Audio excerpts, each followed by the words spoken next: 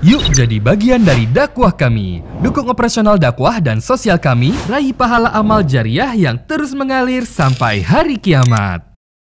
Assalamualaikum warahmatullahi wabarakatuh. Alhamdulillah, selalu saja lisan kita memuji Sang Pencipta Allah. Sebagai seorang muslim, kita sangat yakin kalau kalimat Alhamdulillah adalah kalimat syukur dan berterima kasih kepada Sang Pencipta Allah, sehingga segala kebutuhan kita untuk roda kehidupan di muka bumi ini akan dipenuhi oleh Sang Pencipta Allah. Oleh karena itu sangat wajar kalau setiap muslim dan muslimah selalu mengucapkan kalimat ini. Selanjutnya kita panjatkan salam hormat kita kepada utusan Allah Nabi besar Muhammad sallallahu alaihi wa ala alihi wa sahbihi wasallam, sebagaimana Allah telah perintahkan kita untuk mengucapkan salam hormat ini dan sebagai balas jasa terhadap kebaikan manusia terbaik ini yang telah menghabiskan 23 tahun dari masa hidupnya, 13 tahun fase di Mekah semuanya dengan siksaan, gangguan, dan puncaknya diusir dari kampung halamannya Mekah, dan 10 tahun masa penyempurnaan syariat Allah Subhanahu wa Ta'ala di kota Madinah. Oleh karena itu sangat wajar kalau kita selalu mengucapkan salam hormat kepada beliau. Kita akan membedah dan melanjutkan buku kita, yaitu Kuni Zaujatan Najiha, jadilah istri yang sukses, yang penerbit menulis dengan judul Menuju Rumah Tangga yang Bahagia. Dan kita masih di pasal ke-12, berada di akhir-akhir pasal ini, tentang masalah badai-badai yang menghancurkan kebahagiaan rumah tangga, problem dan juga solusinya. Saya tentunya tidak mengetahui status Bapak Ibu yang hadir di sini, apakah masih berumah tangga atau tidak. Jadi jangan sampai ada yang berpikir sedang membahas tema ini berarti menyinggung seseorang. Kita sedang membedah buku dan sedang coba meraih dan mengorek mutiara-mutiara ilmu yang ditulis oleh Dr. Najlah Hafizahullah, seorang dokter wanita dari Mesir yang memang menguasai bidang dalam masalah rumah tangga ini.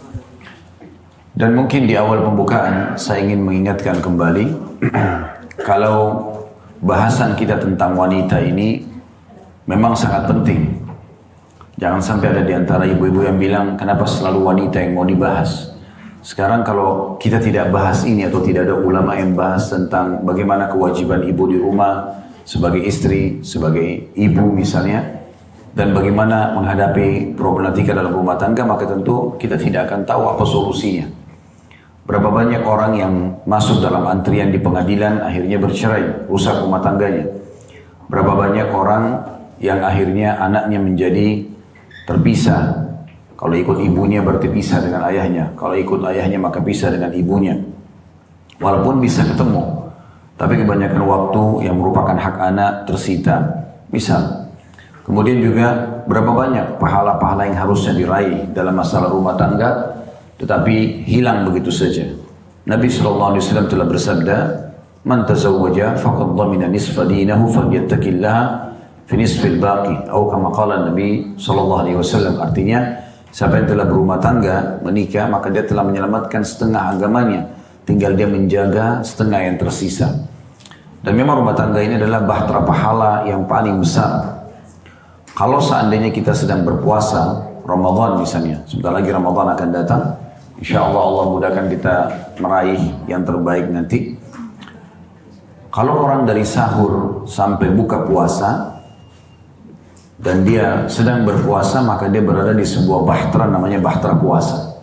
Jadi Bapak Ibu lagi duduk, lagi ngobrol, lagi tidur, kita berada di bahtera puasa. Pahala puasa tetap berjalan dari mulai sahur sampai buka puasa. Nah, rumah tangga adalah bahtera pahala paling besar dalam Islam. Karena mulai akad nikah sampai salah satunya meninggal, bahkan setelah meninggal pun bisa berjalan sebagai amal jariah kalau memang dia sudah memupuk itu semasa hidupnya. Jadi mulai dari akad nikah sampai salah satunya meninggal, atau bahkan lebih daripada itu, pahalanya terus berjalan.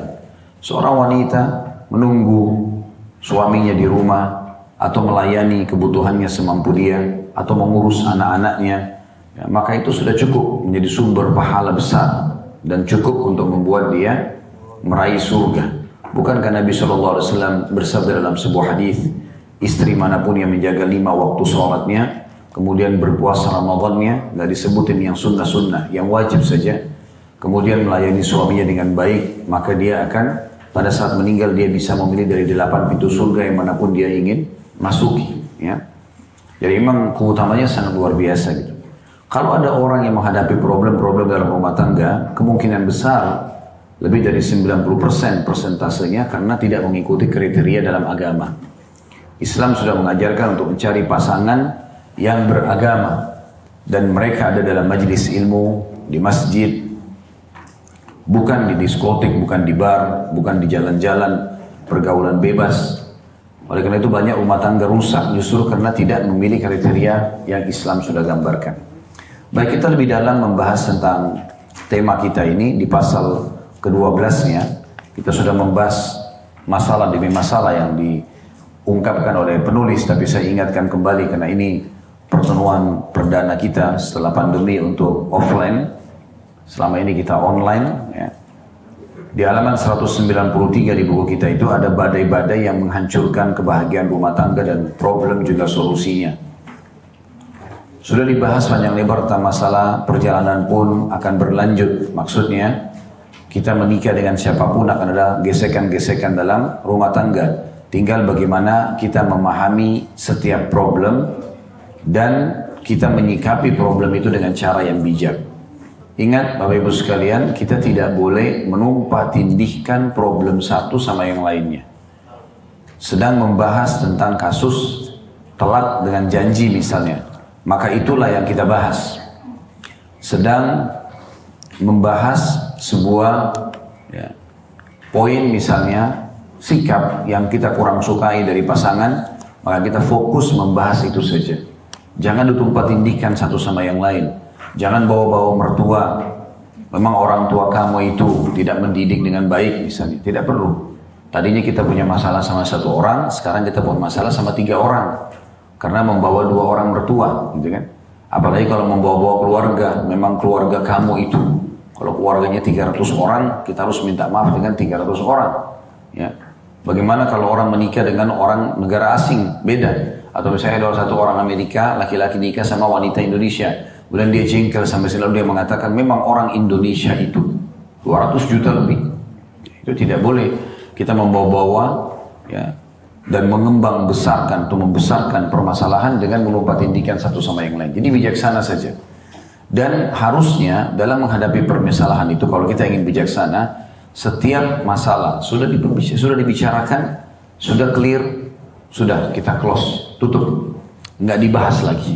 Ya, ini sudah pernah kami singgung karena banyak di antara muslimah karena perempuan dominan perasaan, maka selalu sekali ya, membawa ini dalam poin, gitu kan, dijadikan sebagai poin pegangan. Kalau sudah ribut sama suaminya di WA misalnya, kemudian baikan setelah beberapa hari kemudian. Biasanya umumnya laki-laki itu pasti menghapus isi WA itu. Dia tidak ingin menyimpan, tapi ibu-ibu kebanyakan masih menyimpan. Ya. 1 tahun kemudian pun duduk ngobrol baik-baik sama suaminya, terlintaslah singgungan tentang permasalahan itu, lalu mengatakan, kamu juga pernah buat itu? Suaminya sudah lupa, yang mana? Ini buktinya. Masih diperlihatkan isi WA yang tahun lalu. Nah ini melahirkan permasalahan. Atau ada kadang-kadang orang yang sengaja menyimpan isi-isi WA yang nanti dijadikan hujah atau alasan di pengadilan. Kenapa nikah niat cerai? Gitu. Ini kan keliru. Nanti saya tidak punya kekuatan depan hakim. Subhanallah, ada hakim yang sebenarnya Allah Subhanahu Wa Taala. Bukan untuk kita ya, ajukan ke hakim manusia yang akhirnya dengan bangganya gitu ya mendapatkan sertifikat atau tanda perceraian. Kenapa seperti ini? Padahal ini prestasi yang paling dikejar oleh iblis. Ini nggak boleh. Di antara poin juga yang sudah kita bahas adalah tidak boleh menolak perdamaian. Itu ada di halaman 198, sudah kita singgung itu. Selama memang ada upaya untuk perdamaian, coba terima dulu perdamaian itu. Allah Subhanahu Wa Taala menyebutkan dalam Al-Quran masalah itu ya. Kalau laki-laki dan perempuan berselisih suami istri, Allah Subhanahu Wa Taala mengatakan kalau tidak ada titik temunya lagi, sulit komunikasi, Allah masih bilang, "Fab'athu hakaman min ahlihi wa hakaman min ahliha." Utus dulu satu orang yang bijak dari keluarga suami dan utus juga orang yang bijak dari keluarga istri, iyurida islahan yufiqillahu bainahuma. Kalau keduanya masih ada niat mau baik saja, pasti Allah akan berikan taufiknya. Jadi memang Allah menyuruh itu dulu. Kalau benar-benar sudah tidak bisa ada titik temu, sulit untuk komunikasi, kita sudah gunakan orang ketiga pun keluarga kita yang bijak untuk datang, udah dinasehatin ya, sama pihak ketiga tidak mau, lalu kemudian kita boleh istikharakan. Kami juga tidak sarankan langsung bercerai, istikharakan dulu. Minta petunjuk kepada Allah Subhanahu wa taala. Kan di antara doa itu, kalau seandainya perkara ini ya, rumah tanggaku, bahasakan dalam bahasa Indonesia enggak masalah. Setelah sholat 2 rakaat istikharah, salam, ucapkan doa istikharah. Belum hafal, ketik di Google, doa istikharah. Akhir-akhirnya kan begitu. Kalau seandainya perkara ini, sebutkan dalam bahasa Indonesia, perkara saya, rumah tangga saya sama suami saya si fulan, misalnya. Kerja sama saya sama si fulana dalam bisnis ini misalnya, gitu kan. Baik untuk urusan agamaku, duniaku, akhiratku, mudahkan. Kalau buruk untuk agamaku, duniaku, akhiratku, maka alihkan aku dari dia, alihkan dia dari aku semua, kemudian tentukanlah untukku ya kebaikan dimanapun aku berada. Ya. Tadi yang saya sebutkan summa itu karena saya teringat dengan doanya, summa qdurli khaira haitsukan. Saya belum terjemahkan tadi ya. Jadi itu yang saya maksudkan. Maka perdamaian ini harus didahulukan dan itu juga sudah kita singgung ya. Ini saya reviewkan saja poin-poin yang sudah kita bahas agar problem-problem rumah tangga itu bisa dipecahkan. Begitu juga di sini disinggung tentang masalah tentukan kadar problem itu, jangan dibesar-besarkan. Ya, kadang-kadang suami hanya lupa tulis sayang, tersinggung 2 hari nggak ngomong, gitu kan. Ya. Berarti ada perempuan lain, berarti ada begini dan begitu. Akhirnya jadi besar, padahal sebenarnya masalahnya tidak seperti itu. Ya. Perlu ibu-ibu tahu laki-laki itu lebih suka ya, praktek lapangan, menunjukkan di lapangan tentang sayangnya daripada ucapan. Kalau laki-laki biasa begitu, beda mungkin kalau perempuan ya. Laki-laki itu lebih suka menunjukkan perhatian dia, cinta itu di perhatian, sayang itu di perhatian. Misalnya dia lihat saja di sekitar ibu, tempat tinggal, fasilitas yang dikasih, gitu kan. Itu kalau sudah terlihat berarti petunjuk kalau saya dia menunjukkan kasih sayangnya di situ. Jadi ucapan itu tidak terlalu bermakna bagi laki-laki, tapi yang lebih bermakna adalah dia tunjukkan di lapangan. Juga sudah kita bahas teman-teman sekalian, jangan masing-masing menjadi pengintai terhadap pasangannya. Ini sering saya bahasakan, tidak usah ambil alih tugasnya malaikat. Sibuk periksa HP pasangan. Untuk apa? Kita menikah bukan untuk jadi pengawas. Kalau ibu menikah sama suami untuk jadi pengawas, saya yakin dari awal dia tidak mau menikah sama ibu. Begitu juga ibu juga, kalau ibu tahu ternyata suami ibu nanti jadi pengawas bagi ibu, mungkin ibu tidak mau. Yang kita butuhkan pasangan, pendamping yang merangkul kita, yang bekerja sama, yang gotong royong, saling bantu-membantu kalau ada menyempurnakan kekurangan, membantu memecahkan permasalahan, juga memaafkan kalau ada kesalahan, itu namanya pasangan. Kalau untuk mengintai ini tidak boleh, ini sudah kita bahas di poin, ya, ada di halaman 199 itu ya. Ini pertemuan yang terakhir kalau tidak salah kemarin, kita sempat bahas itu. Jadi ada ancaman atau larangan dalam agama Islam untuk mengintai. Allah bilang dalam surah Al-Hujurat, surah nomor 47 kalau tidak salah ya, atau 49 itu, ayat 11. Di antara potongan ayat, wala tajassasu, jangan kalian saling memata-matai. Juga Nabi SAW mengatakan itu, la tajassasu, jangan saling memata-matai. Gitu kan? Kadang-kadang ada di antara ibu-ibu merasa prestasi besar karena berhasil mendapat rahasia data di HP suaminya. Lalu dia anggap itu dari Allah. Gak mungkin dari Allah, Bu. Ibu ambil dari saya, gak mungkin dari Allah. Karena Allah menyuruh menutupi aib orang. Jadi kalau dibuka aib, itu berarti dari syaitan. Gak mungkin dari Allah. Itu bukan prestasi. Semalam di blognya ada yang nanya begitu. Ustaz, saya curiga sama HP suami saya, akhirnya saya periksa, akhirnya saya dapat kata-kata sayang sama perempuan lain. Jawaban saya pertama, kenapa ibu buka HP itu? Tangannya itu jangan gatal mau periksa HP itu, nggak usah. Ada Tuhannya. Allah itu maha teliti, maha keras siksaannya, dan juga maha pengasih. Udah urusan dia sama Tuhannya. Kita tidak tahu, gitu kan? Ada rahasia apa antara dia sama Tuhannya? Kalau nampak depan mata kita, jelas-jelas itu kesalahan, bukan kita sengaja nyari-nyari. Oke, berarti Allah sudah menginginkan kita mengingatkan tentang kesalahan tersebut. Bukan emosional, bukan meninggalkan. Pasangan kita kalau lagi salah, mirip sama anak kita. Anak ibu kalau lagi salah, ibu mau tinggalkan anaknya? Kan nggak mungkin. Sama dengan suami, bukan untuk ditinggalkan. Rangkul dia, ada masalah apa? Ayo kita percayain sama-sama. Itu pasangan yang benar. Kalau setiap ada masalah akhirnya emosional, akhirnya merusak rumah tangga, itu berarti bukan pasangan. Tujuannya dari awal memang bukan untuk itu. Kita selama menikah dengan manusia, Bapak Ibu sekalian, pasti akan ada gesekan-gesekan. Sering kami bahasakan. 30 tahun misalnya seorang laki-laki hidup dalam satu pola makan, pola fikir, pola tidur. Seorang wanita 25 tahun juga hidup begitu. Lalu kemudian bertemu, tak mungkin tidak ada gesekan. Karena kita bukan satu rumah saja, adik kakak, biasanya polanya berbeda. Ya, ibu-ibu yang punya anak beberapa pasti tahu itu. Si kakak beda polanya, si adik beda polanya. Nah begitu. Apalagi kita ini dari dua rumah yang dua keluarga yang berbeda. Nah, rumah tangga, kekurangan pasangan itu untuk kita bantu dia menjadi amal jariah buat kita keluar dari permasalahannya itu. Dan kesempurnaan yang dia miliki, kita belum miliki, kita jadi belajar. Ambil sebagai pelajaran. Nah dengan itu baru rumah tangga itu bisa stabil. Jadi ini penting sekali masalah mengintai. Tidak boleh mengintai. Ya, cek selalu CCTV, pasang apalah pemantau di mobilnya. Segala macam hal. Ini aneh betul sikap ini. Karena akan menyita waktu kita. Kita ini hidup untuk ibadah. Tujuannya itu untuk zikir, untuk berdoa, untuk belajar. Itu tujuan kita. Bukan dihabiskan waktu untuk. Kalau kita habiskan waktu teman-teman. Kayak saya misalnya sibuk. Saya nggak tahu nih istri saya lagi buat apa sana. Saya pusing dengan itu. Selalu kontrol setiap hari di handphone. Saya mungkin tidak akan ngobrol sama orang di sebelah saya. Kita tidak akan belanja. Tidak akan melakukan banyak aktivitas. Ada Allah subhanahu wa ta'ala. Salah satu sifat Allah Ar-Raqib yang maha mengawasi. Allah itu maha teliti. Teliti sekali. Banyak yang tidak kita ketahui Allah ketahui. Gitu kan?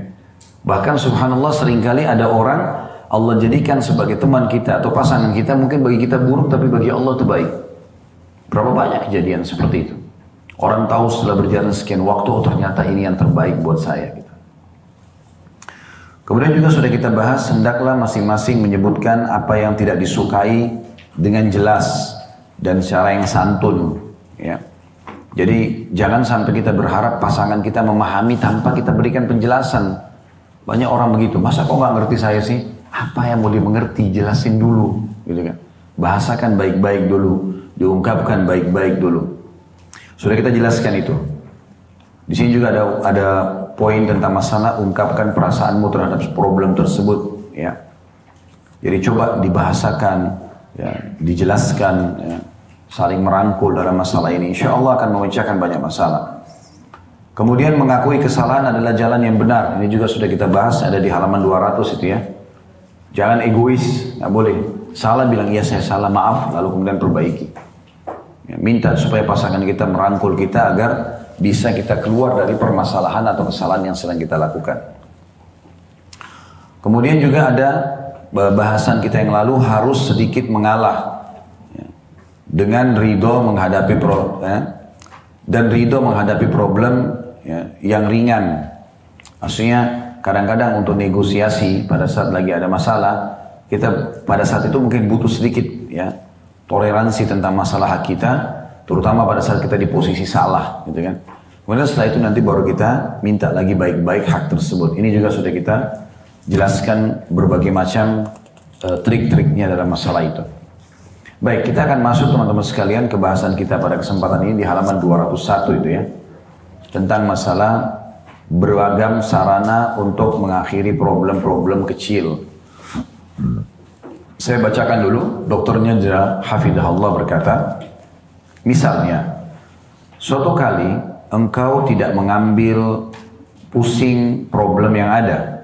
Tiba-tiba ketika suami pulang, ia melihatmu sedang berhias, menyiapkan makanan, dan kejutan-kejutan lainnya yang disukainya. Di sini maksudnya adalah, ada problem yang terjadi sebenarnya. Tapi problem ini bukan yang fatal ya.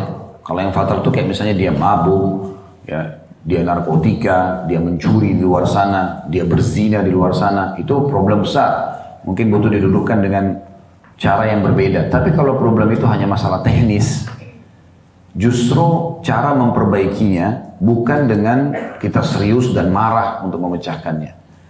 Tapi kalau pernah dengar ya kisah Ummu Sulaim radhiyallahu anha, sahabiat Nabi ini ada julukan lainnya Rumaisa atau Gumaisa. Ini wanita yang dijamin masuk surga oleh Nabi SAW. Ibunya Anas ibn Malik. Kalau pernah dengar perawi hadis dari Anas ibn Malik, nah ini ibunya dia. Ibu inilah Ummu Sulaim ini yang membawa Anas kepada Nabi SAW dan mengatakan, ya Rasulullah, jadikan Anas sebagai pembantu Anda supaya dia selalu belajar agama. Maka 10 tahun Anas itu jadi pembantu di rumah Nabi SAW. Yang jelas Ummu Sulaim ini pernah pada saat suaminya meninggal, namanya Malik, dalam keadaan kafir suaminya meninggal. Kemudian setelah selesai masa iddahnya, rupanya ada sahabat suaminya namanya Abu Talha lamar dia. Tapi Abu Talha ini masih kafir, belum masuk Islam pada saat itu. Kemudian Ummu Sulaim mengatakan, wahai Abu Talha, orang laki-laki seperti Anda tidak akan ditolak. Karena punya ketampanan, punya nama, keturunan jalur keturunannya jelas, punya harta. Abu Talha ini punya banyak kelebihan. Tetapi saya muslimah, sementara engkau masih dalam keadaan kafir. Kalau seandainya engkau mau masuk Islam, aku akan jadikan masuk Islammu sebagai maharku. Dan ini keluar sebuah hukum, bolehnya mahar itu dengan masuk Islamnya calon suami gitu. Karena dia mengatakan itu. Maka akhirnya Abu Talha masuk Islam di tangan Nabi SAW lalu menikah.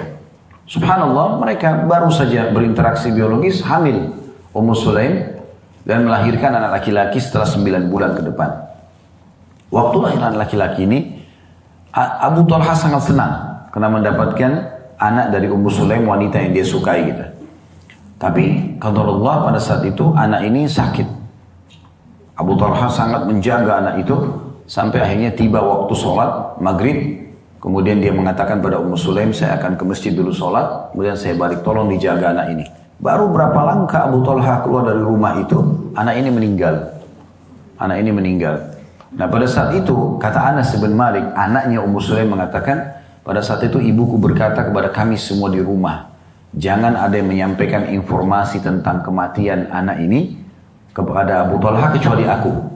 Semuanya harus diam. Lalu apa kata Anas? Ibuku dandan pada malam itu belum pernah dandan secantik itu sebelumnya. Anaknya mati loh ini. Dia dandan belum pernah dandan secantik itu sebelumnya dan masak makanan yang terenak yang dia miliki. Dia menunggu Abu Talha pulang. Rupanya Abu Talha ini nunggu sampai Isya lalu pulang setelah sholat dengan Nabi SAW. Begitu pulang disambut oleh istrinya, makan sama-sama, terjadilah interaksi biologi. Setelah semuanya selesai, suaminya sudah tenang. Lalu Ummu Sulaim dengan bahasa santun, ini anaknya meninggal. Harusnya dia sebagai ibu lebih sedih, tapi dia mengatakan, wahai Abu Talha, bagaimana pendapat Anda kalau seandainya kita meminjam barang seseorang? Lalu pemiliknya minta, apa kita kembalikan? Kata Abu Talha, tentu saja, itu hak orang lain. Maka dengan santun dia mengatakan, kalau gitu berharaplah pahala dari Tuhan Allah Subhanahu Wa Taala, karena Allah telah mengambil miliknya anak kita. Abu Talha bilang, kenapa kau baru ucapkan? Padahal kau membiarkan aku makan makananmu, aku menikmati tubuhmu. Begitu bahasa dalam hadis. Kemudian baru kau bahasakan. Ayo kita bawa berita ini kepada Nabi SAW. Supaya tenang, mumpung Nabi ada. Lalu mereka berdua pergi ke Nabi SAW menceritakan kisah tersebut. Maka Nabi SAW senyum. Nabi SAW mengatakan, apakah kalian sempat berhubungan biologis? Kata mereka, iya ya Rasulullah. Kata Nabi SAW, semoga Allah gantikan anak yang lebih baik. Ternyata betul dari hubungan malam itu, ya, Ummu Sulaim hamil dan akhirnya 9 bulan ke depannya melahirkan anak laki-laki. Dan kata Anas bin Malik, adikku ini, anak laki-laki ini karena berkah doa Nabi SAW memiliki anak laki-laki yang cukup banyak setelah dia dewasa melahirkan, menikah dan punya anak banyak, keturunan yang sangat banyak. Tapi kita lihat bagaimana Ummu Sulaim menghadapi problem ini, gitu kan? Dia bukan malah panik. Ya. Berapa banyak orang, subhanallah, anaknya buat salah. Ini kan anaknya meninggal. Tapi anaknya buat salah, anaknya narkotika, anaknya merusak citra nama baik. Lalu kemudian ditahan, anggaplah paling buruk ditahan oleh polisi misalnya. Kemudian ibunya ini karena terbawa perasaan, lalu kemudian mengatakan pada suaminya, keluarkan pokoknya, saya tidak mau tahu, dan seterusnya. Suaminya akhirnya mempertaruhkan nama baiknya, lalu anak itu dikeluarkan, karena tidak mau anaknya ini dihukum. Padahal sebenarnya setiap permasalahan yang sudah dibuat oleh anak, ini dalam metode pendidikan anak ya, harusnya ibu biasakan kena hukuman atas perbuatannya. Supaya dia tidak ulangi. Kapan dia sekali dia dihukum, maka kedepannya dia sudah tahu, oh orang tua saya tidak akan bela saya nih. dia tidak akan ulangi. Tapi kalau dikeluarkan hari itu, besok dia narkotika lagi, lusa dia berantem lagi, lusanya lagi dia mabuk lagi, begitu terus. Nggak pernah selesai. Maka harusnya kita bijaksana dalam masalah seperti ini. Kemudian dikatakan juga yang kedua oleh beliau, tulislah untuknya surat yang berisikan cinta dan permintaan maaf. Ini subhanallah bahasanya sederhana ya. Tapi saya coba kalau membawa ibu-ibu sekalian ke keadaan saya misalnya sebagai laki-laki. Dan saya pernah nanyakan kepada beberapa orang laki-laki, ternyata sama gitu. Bagaimana kita memahami hadis Nabi SAW, wanita ahli surga, wanita yang kalau dia menyakiti atau disakiti.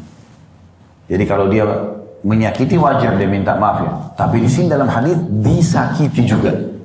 Dia akan datang lalu memegang tangan suaminya dan mengatakan, saya tidak bisa memejamkan mata sampai engkau ridho kepadaku. Saya coba terus merenungi hadis ini. Bagaimana memahami potongan kata sabda Nabi SAW, wanita yang disakiti lalu datang minta maaf. Saya coba renungi supaya pada saat saya sampaikan di pengajian, oh iya ini seperti ini sebenarnya maknanya gitu. Realita di lapangan.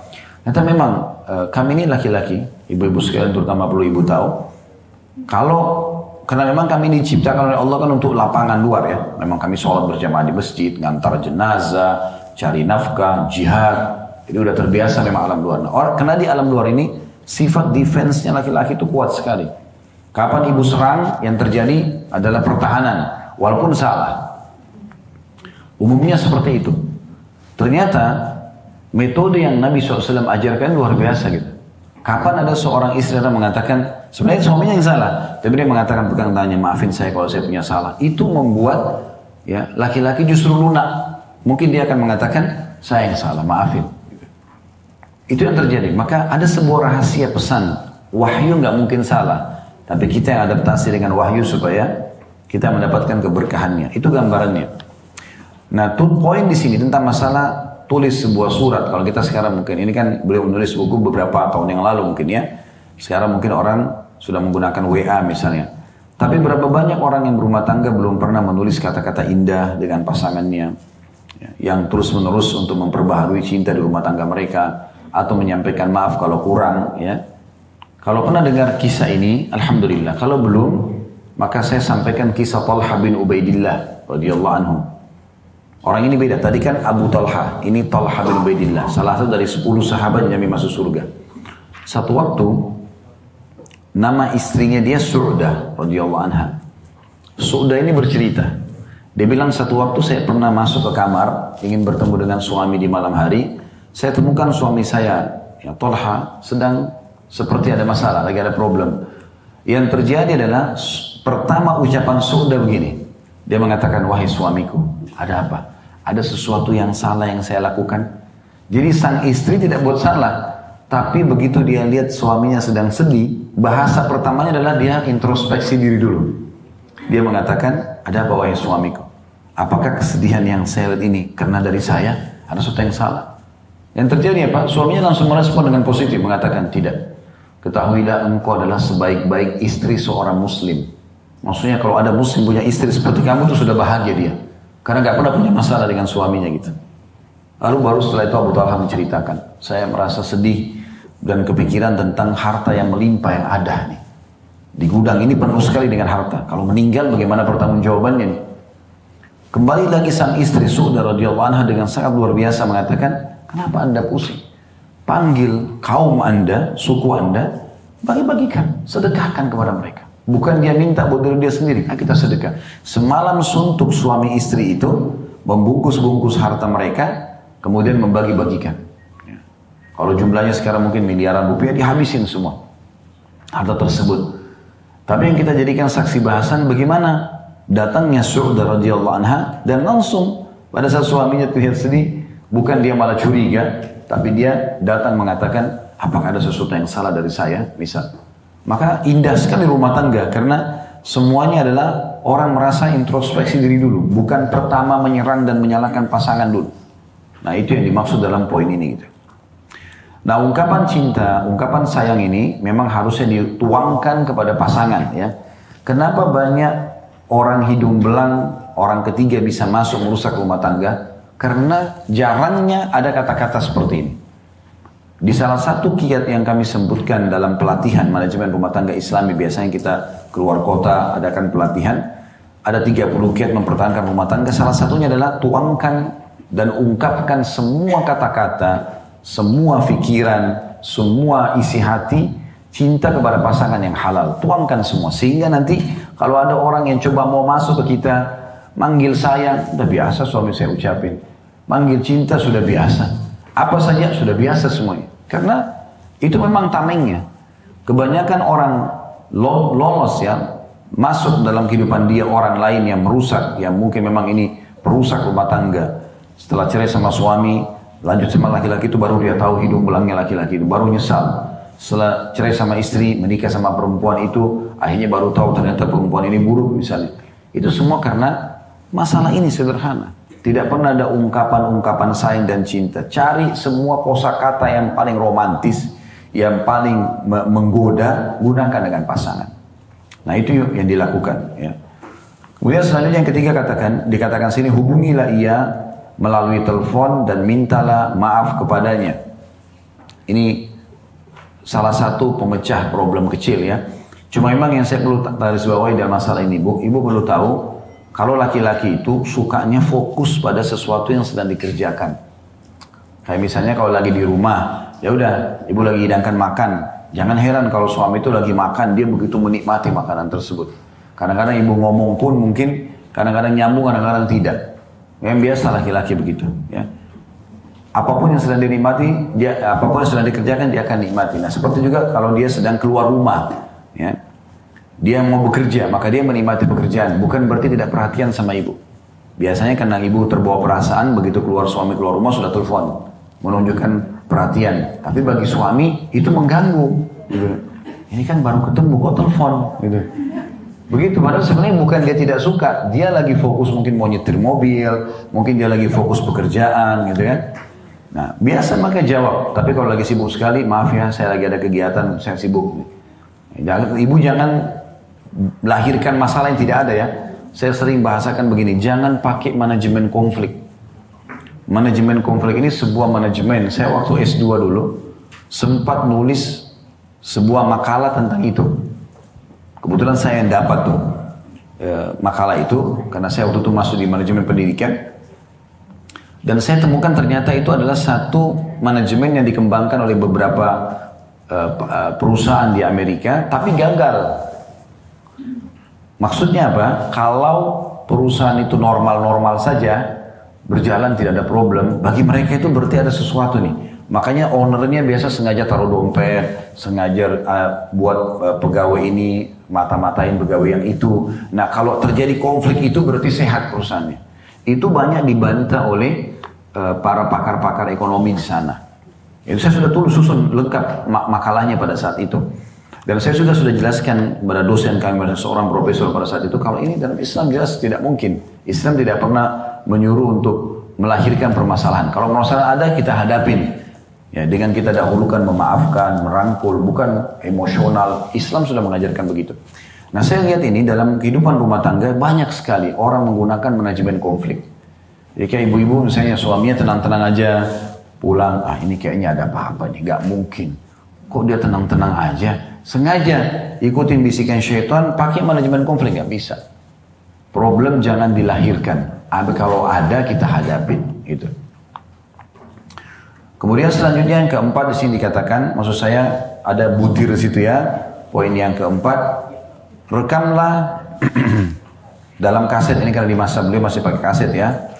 Di mana engkau berbicara tentang cintamu kepada suamimu dan kecemasanmu kepadanya. Maksudnya, ibu kalau zaman sekarang di WM bisa kirim voice suara gitu ya. Yang Allah kasih suaranya indah, boleh lantunkan syair-syair indah buat suami, ya. Kata-kata yang indah. Kadang-kadang orang merasa risih dengan itu ya, padahal sebenarnya tidak usah merasa risih. Ya. Kalau zaman dulu orang merekam, terus kemudian ini. Jadi saya pernah ya, dikirimkan oleh istri saya voice begitu. Subhanallah, misalnya kita safar, ya, lagi safar, terus dengarkan kembali, itu berbeda sekali. Suasananya kayak ada hiburan tersendiri, dan memang jadi teringat gitu. atau ada cuplikan video yang dikirim, atau ada cuplikan foto yang dikirim, itu berbeda sekali dan sangat bermakna gitu. Nah, ini termasuk juga anjuran beliau. Kemudian dia mengatakan di penutupan subjudul ini ya, jangan kembali membuka perselisihan atau kritikan yang sudah terjadi. Anggaplah seakan-akan itu tidak pernah ada. Makna bahasa lainnya, buka lembaran baru. Dari mulai kita menikah sampai salah satunya meninggal, ini masa ta'aruf. Ya, ini masa ta'aruf. Ini masa kenalan kita yang sebenarnya. Jadi pasti akan ada gesekan-gesekan. Jadi yang penting yang benar merangkul dan memaafkan, yang salah minta maaf dan memperbaiki. Dan selalu buka lembaran baru. Udah, masalah itu sudah selesai, tutup, kita buka lembaran baru lagi.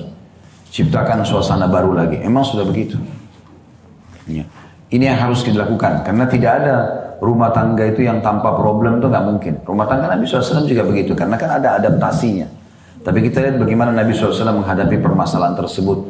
Dengan menasehati, dengan merangkul. Bagaimana Aisyah radhiyallahu anha pada saat cemburu dengan istri lain. Tapi diingatkan Nabi SAW, beliau minta maaf gitu kan. Dan saya pribadi ya kurang setuju kalau selalu yang diangkat cemburunya Aisyah. Tanpa dilihat kadang-kadang akhir daripada nasihat yang ada di pesan itu. Gitu kan? Padahal sebenarnya ada pesan-pesan kan. Seperti waktu beliau cemburu dengan Sofia, lalu Nabi SAW mengatakan, sesungguhnya hai Aisyah, kau telah menyebutkan kata-kata kalau ditaruh di air lautan akan merusaknya. Maka Aisyah minta maaf itu.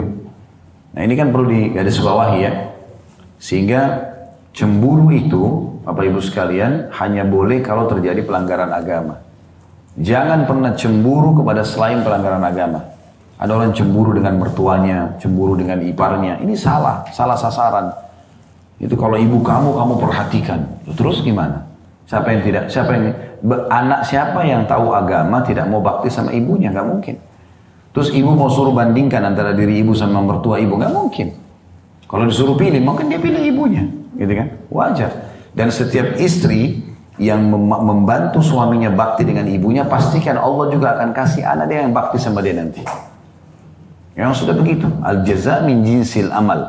Balasan akan datang sesuai dengan perbuatan seseorang. Jadi jangan letakkan kecemburuan ini salah tempat. Ingat, terjadi pelanggaran agama, dia berzina, dia selingkuh, ya, dia mabuk, dia segala itu boleh orang. Ya. Tapi kalau enggak jangan, ya, supaya jangan mengacaukan rumah tangga ini. Kalau kita biarkan cemburu buta ini, tembok pun ibu cemburui nanti. Ya. Pas suaminya berdiri satu tembok di mall, kok kamu berdiri di situ? Kayaknya ada kenangan nih. Nah, kan jadi kemana-mana. Jadi kan, padahal sebenarnya orang cuma berdiri di situ. Ya. Baik, kita sekarang masuk ke subjudul yang lain, masih dalam masalah pasal ke-12 tadi ya, yaitu faedah-faedah perselisihan rumah tangga. Jadi kita bisa memetik hikmah dari problematika rumah tangga. Kata beliau, salah satu bukti kesempurnaan iman seseorang ialah ia mengetahui bahwa kesempurnaan itu hanya milik Allah Subhanahu wa taala. Ini paragraf yang pertama. Salah satu bentuk kesempurnaan iman seseorang, dia menyadari dan mengetahui kesempurnaan hanya milik Allah. Artinya tidak mungkin kita memiliki, tidak mungkin pasangan kita memiliki. Pasti ada saja kekurangannya, ya. Lalu kata beliau, sudah pasti engkau akan mendapati kekurangan dan kelebihan pada diri setiap insan. Karena itu sudah menjadi kepastian bahwa perselisihan akan terjadi dan ini adalah sesuatu yang lumrah. Tidak ada dua orang yang sejalan dalam metode berpikir. Apakah suami istri, apakah sahabat dengan sahabatnya, partner bisnis sama partnernya, ya, atau seorang bisnis sama partnernya. Itu pasti ada saja, selama dua otak maka dua pemikiran yang akan muncul. Lalu kata beliau, ketika problem terjadi, maka ini karena suatu hikmah dari Allah Subhanahu wa taala, supaya kita ambil pelajaran. Yang benar memaafkan dan membantu pasangannya dijadikan sebagai amal jariah buat dia karena dia perbaikin kesalahannya, dan yang salah minta maaf supaya ya dia dibantu oleh pasangannya untuk menyempurnakan. Ya, jadi yang benar memaafkan dan merangkul, yang salah minta maaf. Ini selalu kita jadikan sebagai bumbu kehidupan kita dalam rumah tangga itu. Ya. Kata beliau, sebab dengannya kita bisa mengenal pihak lainnya dengan lebih jelas. Ini bukan berarti bahwa kita mengharapkan terjadinya perselisihan, tapi dalam rangka menghadapi problem dengan fleksibel, keridhaan dan sikap positif dalam mencarikan solusinya. Ini bisa menjadi peluang untuk menambah timbangan amal kebajikan dengan bersabar menghadapi pihak lainnya. Saya sering berbagi ini ya, tapi saya ingatkan kembali. Supaya ibu tahu gitu ya. Saya berapa kali diundang oleh beberapa bapak-bapak di pengajian yang Allah sudah bukain mereka punya perusahaan besar, mereka mampu, dan umumnya mereka jauh dari agama tadinya. Tapi undang saya pengajian di kantor. Setelah ada satu bapak itu sudah mungkin 2 tahun atau 3 tahun saya ngisi di kantor beliau, cukup besar, banyak sekali orang yang datang, masya Allah. Satu waktu dia setelah mungkin 2-3 tahun saya isi di sana, dia mengatakan, Ustaz tahu nggak? Sambil ngobrol santai waktu itu kami makan siang, tahu nggak saya awalnya kenal Ustaz dari mana? Dan kapan saya ini tertarik untuk ikut pengajian? Saya bilang saya belum tahu Pak, karena memang Bapak nggak cerita. Saya juga tugas saya datang sini isi pengajian, bukan untuk menanyakan permasalahan seperti ini. Terus dia bilang, dari istri saya Ustaz. Terus dia cerita sendiri, istri saya itu sangat sabar Ustaz. Saya dulu jauh dari agama, dia bilang. Saya jauh dari agama. Dan pada saat saya jauh dari agama itu, dia nggak pernah marah, dia nggak pernah tersinggung. Dia cuma berusaha ingatkan saya, ayo mas bangun sholat, ayo gini, ayo begitu, gitu kan. Dan yang paling sering adalah dia coba menyampaikan isi pengajian yang pernah dia dengar dari Ustaz, karena istrinya kebetulan ikut di pengajian kami.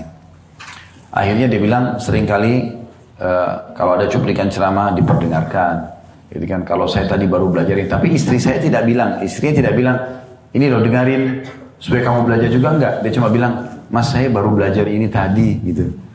Kok saya baru tahu ya? Sebenarnya istrinya itu ingin supaya suaminya juga tahu, gitu kan. Tapi dengan kasih sayang seperti itu, dia bilang pelan-pelan akhirnya saya sendiri tertarik untuk belajar agama. Dan sampai sekarang akhirnya saya tinggalkan banyak sekali kesalahan-kesalahan agama justru karena kebaikan dia. Nah itu contohnya. Bayangkan kalau kita pakai emosional, mirip kalau ibu mau tarik ini contoh ke anak-anak. Beda sekali antara seorang ibu yang selalu merangkul anaknya dengan kasih sayang walaupun anaknya salah. Karena anak sering buat salah kan. Kalau kita selalu rangkul dia, kita anggap itu adalah masa dia belajar, kita perbaikin keadaan dia, kita niatkan untuk jadi amal jariah, itu tidak pernah jenuh. Tapi seorang ibu yang selalu emosional, selalu main tangan, kata-katanya kasar, ini anaknya pasti tidak akan betah dengan dia. Kapan anak ini memiliki teman-teman yang membesarkan jiwanya, selalu memuji kamu hebat, kamu begini, walaupun perbuatannya salah, udah dia tinggalin rumah. Nah itu salah satu contohnya gitu. Jadi untuk apa kita menikah teman-teman sekalian, tapi kita mau marah-marah, kita mau ribut. Nah, problematika memang untuk dihadapin. Dan kita niatkan untuk menjadi amal, sebagaimana beliau katakan di sini, bagaimana kita menjadikan itu sebagai amal. Ya. Itu paragraf terakhir tadi ya.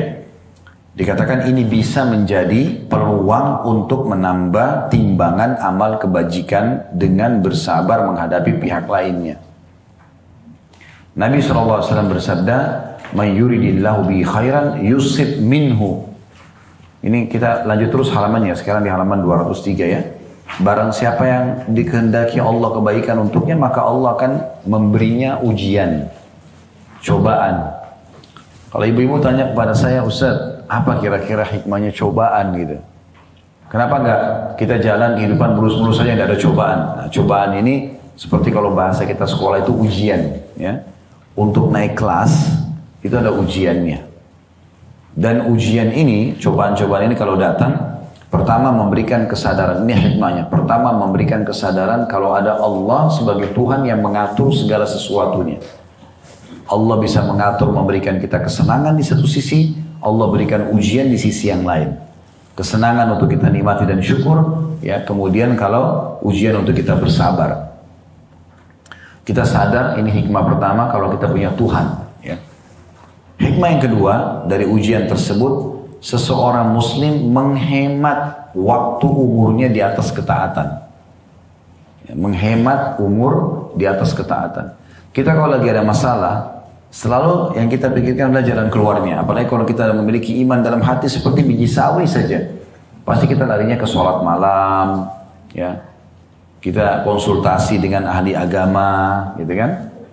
Jadi kita sedang memangkas umur kita di atas ketaatan. Dan kita kalau lagi ada masalah, diajak ke diskotik sama teman-teman, diajak ke karaoke, kita terus saya lagi pusing. Ya.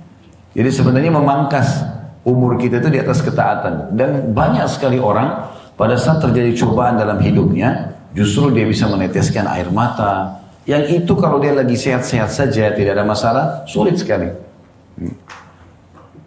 Saya pernah waktu menghadapi sebuah permasalahan gitu ya. Waktu itu awal sekali kita mau buka restoran di Kalibata, berapa tahun yang lalu.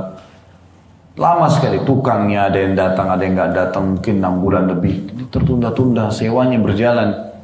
Gimana? Pas mau khutbah Jumat di Jakarta Selatan waktu itu, saya datang lebih cepat, terus saya sholat di dekat, di belakang mimbar. Nggak nampak sebenarnya.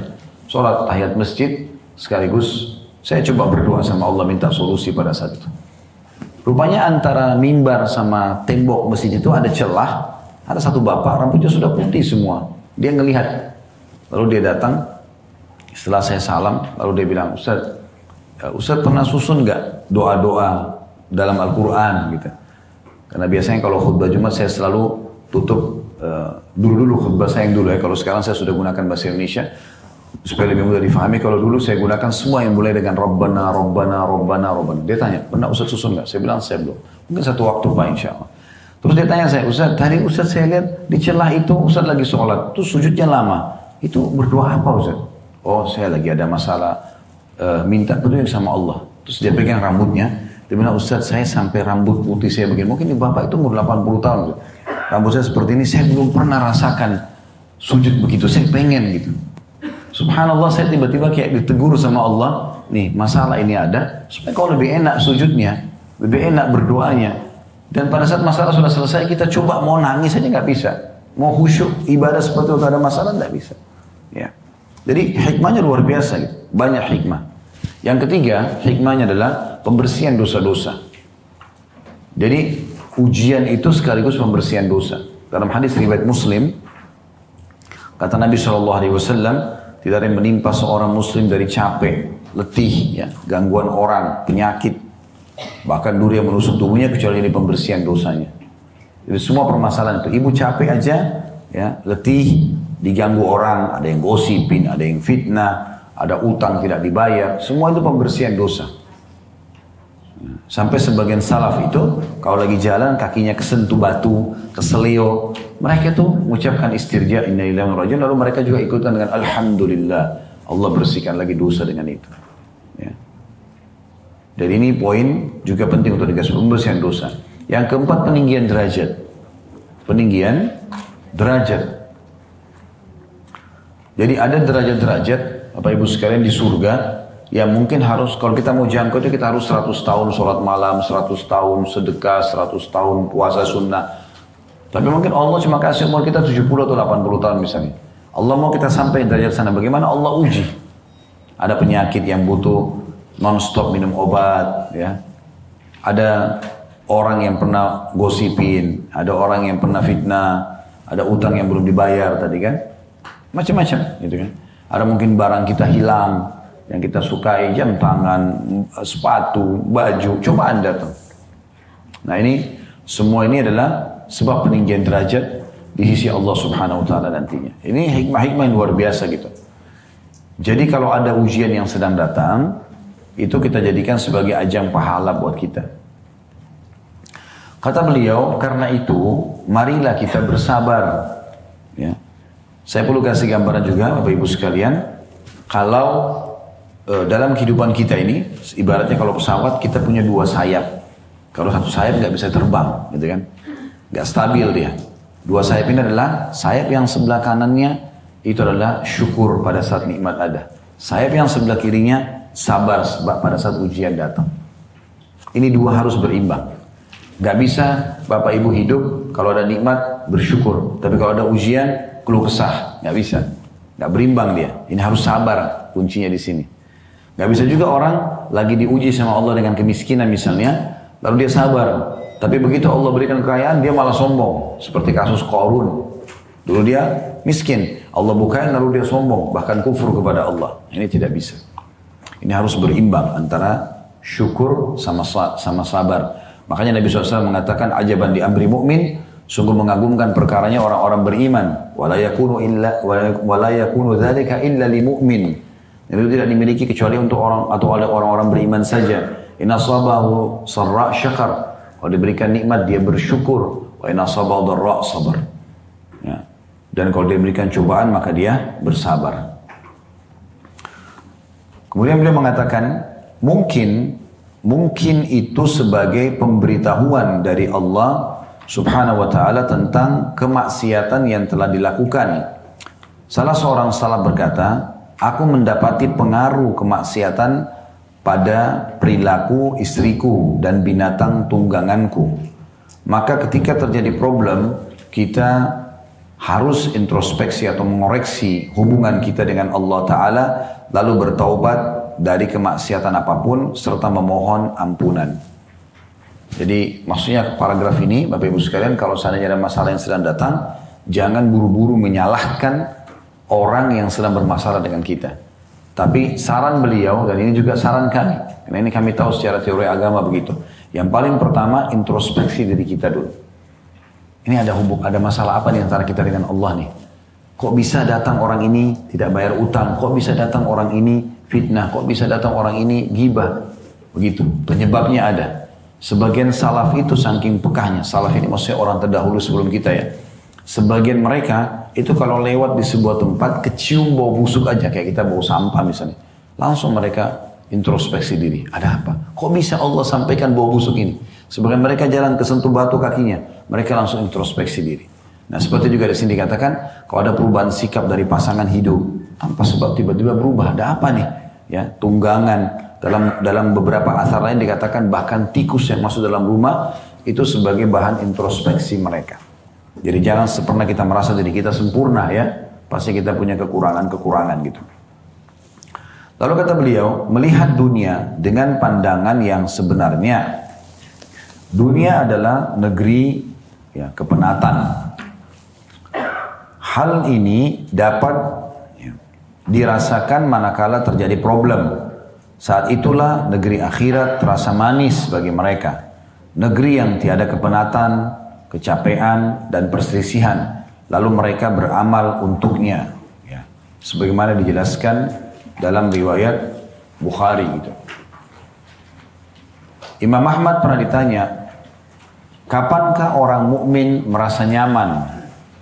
Ia menjawab, ketika meletakkan telapak kaki pertamanya di surga. Maksudnya, selama kita di dunia, Bapak Ibu sekalian pasti akan ada problem. Dunia ini memang begitu. Ya. Dan selalu berpasang-pasangan. Ada lapar, ada kenyang. Ada muda, ada tua. Kan gitu. Ada laki-laki, ada perempuan. Ada kaya, ada miskin. Gitu. Ada saatnya kita sehat, ada sakit, ya. Ada hidup, ada mati, ada dunia, ada akhirat, ada surga dan neraka, kan gitu. Orang kalau faham ini sebagai sebuah sistem yang sudah Allah ciptakan, di saat kita sakit kita bisa terima, karena kita tahu, oh pasangannya sakit itu sehat. Jadi di saat saya sehat dulu, ini loh partnernya sakit. Cuma luar biasa rahmat Allah SWT selalu saja nikmat lebih banyak daripada cobaan. Contoh misal, kita kan setiap hari lapar ya. Tapi lapar itu, waktu dia, misalnya kita rasa lapar, dalam seketika, misalnya kita lapar, udah kita tinggal cari makanan, dan tugas kita hanya menikmati. Pilih makanan yang kita suka, lalu kita nikmati di lidah kita, oh enak ya. Lewat sepertiga jari kita saja dari tenggorokan, kita nggak ada urusan sama makanan itu. Semua di tubuh kita ini seperti satu pabrik besar, dengan jutaan liftnya, mengatur yang mana akan jadi bagian darah, yang mana jadi nutrisi tubuh ya. Yang mana jadi kotoran yang tidak dipakai, yang tidak dibutuhkan dan seterusnya. Maka pada saat kita makan, kita cuma menikmati saja. Allah Subhanahu wa Ta'ala memberikan kita kesempatan ya, untuk menikmati itu dan selesai, tidak lebih daripada itu. Ya. Ini sebuah nikmat yang luar biasa. Ya. Di dunia akan ada ujian. Tapi nanti di akhirat tidak ada lagi. Saya ingatkan sebuah riwayat, kata Nabi SAW, siapa yang masuk surga maka tidak akan pernah habis masa mudanya, tidak akan rusak bajunya, tidak akan pernah lagi meludah, beringus, tidak ada sakit, dan tidak ada lagi buang air besar dan buang air kecil. Semua makanan dan minuman yang dikonsumsi oleh ahli surga yang tidak dibutuhkan oleh tubuhnya akan keluar dalam bentuk keringat yang lebih wangi dari bau kasturi. Semuanya tujuannya supaya kita menyadari dunia ini sebentar dan akhirat adalah selamanya. Salah satu hikmah tambahan tadi ya, mungkin kita bisa tambahkan di hikmah ujian itu apa yang ditulis oleh Dr. Najila di sini. Beliau mengatakan justru pada saat terjadi ujian tersebut kita menyadari kalau dunia ini tempat yang penuh dengan kepenatan. Dan pada saat itulah kita kalau faham dan teori agama, kita akan merindukan akhirat yang memang tidak akan ada kepenatan lagi di sana. Ya. Semua ini Bapak Ibu sekalian capek, gangguan orang, masa tua, hilang semua di akhirat. Kata Nabi SAW, tidak ada orang yang meninggal bayi ataupun sudah tua, kecuali akan dibangkitkan umur 33 tahun. Nggak lebih sehari, nggak kurang sehari. Jadi kalau kita punya anak bayi meninggal baru 2 hari, nanti kita ketemu 33 tahun. Ada nenek kita meninggal umur 100 tahun, akan dibangkitkan 33 tahun. Nggak ada lagi semua, nggak ada kepenatan, nggak ada capek, nggak ada segala macam. Ingat selalu hadis Nabi SAW kalau lagi ada masalah, kata Nabi SAW akan didatangkan orang yang paling besar nikmat Allah pada dia di dunia, tapi dari orang kafir, di akhirat nanti didatangkan. Dicelupkan satu celupan di neraka, kemudian dikeluarkan, lalu ditanya, kamu pernah rasa nikmat gak selama ini? Dari lahir di istana raja sampai mati pun di istana raja, semua kenikmatan dunia ada sama dia. Maka dengan satu celupan di neraka ditanya, kau pernah rasakan kenikmatan selama ini? Dia bilang tidak pernah. Didatangkan orang yang paling susah hidupnya di dunia tapi orang beriman, nggak ada sama sekali makanan pun, selalu tiap hari minta sama orang, ambil bekas makanan orang, pakaiannya mungkin cuma yang di badan saja, susah, tapi orang beriman. Dicelupkan satu celipan nanti di surga, kemudian dikeluarkan, ditanya, kamu pernah rasa susah nggak selama ini? Dia bilang tidak pernah demi Allah. Hilang semua dengan itu. Nah, itulah negeri akhirat. Dan Nabi SAW pernah memberikan gambaran kepada para sahabat, perumpamaan dunia dengan akhirat adalah ibaratnya seperti jadi telunjuk seseorang di antara kalian dicelupkan di lautan lalu diangkat. Lihatlah ya berapa banyak tetesan air yang tersisa. Sedikit sekali. Dan kalau kena angin pun akan kering. Lautan yang luas itulah akhirat.